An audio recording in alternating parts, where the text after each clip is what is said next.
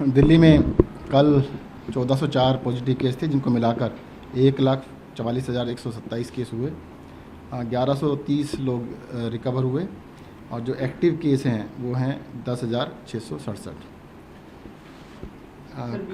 कल की 16 डेथ भी थी इसमें मिला के, तो अभी तक कुल डेथ 4,098 हो चुकी है।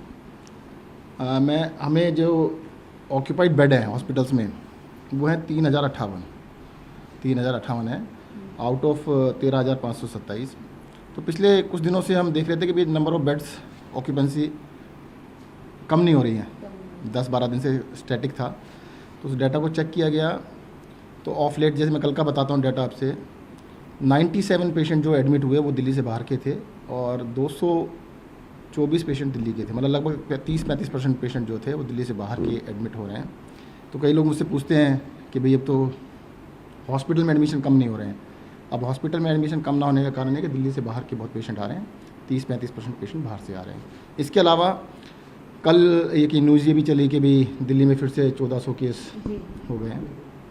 काफ़ी बड़ी संख्या में लोग दिल्ली से बाहर से, गाज़ियाबाद से, नोएडा से, फरीदाबाद से आके दिल्ली में टेस्ट करा रहे हैं।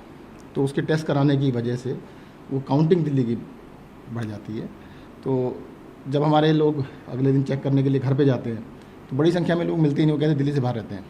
काफ़ी सारे लोग ऐसे मिल रहे हैं जो दिल्ली से बाहर रहते हैं। तो अभी जो दिल्ली का ट्रेंड है वो कम हो रहा है।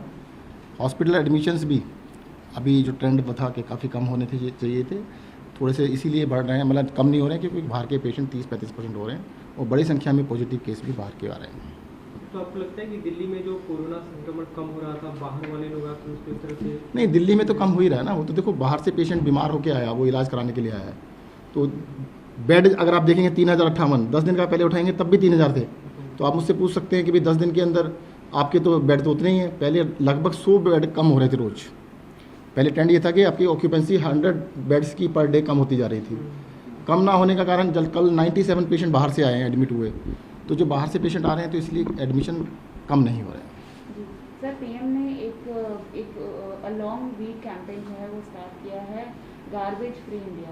कैसे देखते हैं आप इसे? दिल्ली में किस तरह से मतलब? नहीं, बहुत अच्छा है कि बिल्कुल गंदगी साफ़ होनी चाहिए। और दिल्ली के अंदर तो पहाड़, कूड़े के पहाड़ जो हैं वो भी उसी का पार्ट बना के उस गंदगी को, एमसीडी को साफ़ करना चाहिए। और एमसीडी की एक बहुत बड़ी जिम्मेदारी है कि कम से कम एक काम तो करे, सफाई तो करे।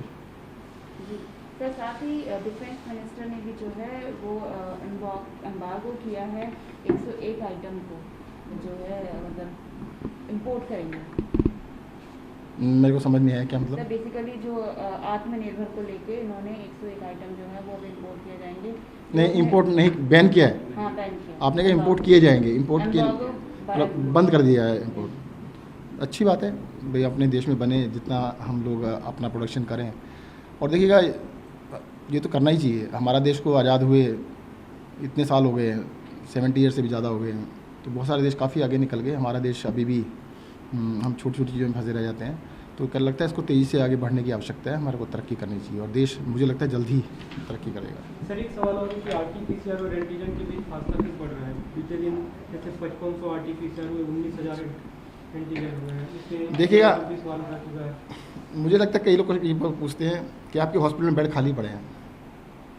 भाई, हॉस्पिटल में जो बीमार है उसको तो मना नहीं कर रहे ना। आरटीपीसीआर टेस्ट आईसीएमआर की गाइडलाइन से सिर्फ उन्हीं का हो सकता है जो सिम्टोमेटिक लोग हैं। आईसीएमआर की गाइडलाइन के अलावा किसी का नहीं हो सकता कि जो आप जाके वॉक इन करके अपना टेस्ट करा लें। डॉक्टर आपको प्रिस्क्राइब करेंगे, आपको कोई ना कोई सिम्टम्स होने चाहिए या किसी के कॉन्टैक्ट होने चाहिए। दिल्ली के अंदर जिसको भी टेस्ट कराना हो, कोई भी सिम्टोमेटिक हो, किसी को भी डॉक्टर ने रेफ़र किया हो, किसी के भी कोई कॉन्टैक्ट हो, जिसके आपके रिश्तेदारी में, आपकी जानकारी में, आपके कॉन्टैक्ट में कोई पॉजिटिव आया, आरटीपीसीआर करा सकते हैं। आपको कराना है, कोई भी करा लीजिएगा। दिल्ली में टेस्ट कराने के लिए मना ही नहीं है। जो रैपिड टेस्ट किए जा रहे हैं वो अलग से बहुत बड़ी संख्या में किए जा रहे हैं। रैपिड टेस्ट के अंदर अगर कोई सिम्टोमेटिक आता है उसका टेस्ट फिर आरटीपीसीआर भी करते हैं साथ साथ। फ़ायदा क्या होता है रैपिड टेस्ट करने का, मैं फिर से बता देता हूँ।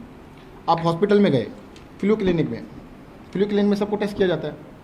अब फ्लू क्लिनिक में जितने भी लोग गए, 100 लोग गए, उसमें से 100 का टेस्ट किया गया, 5 लोग पॉजिटिव आ गए और 2 लोग ऐसे थे जिनके सिम्टम भी थे परंतु वो पॉजिटिव नहीं है। तो 2 लोगों का आरटीपीसीआर भी करेंगे।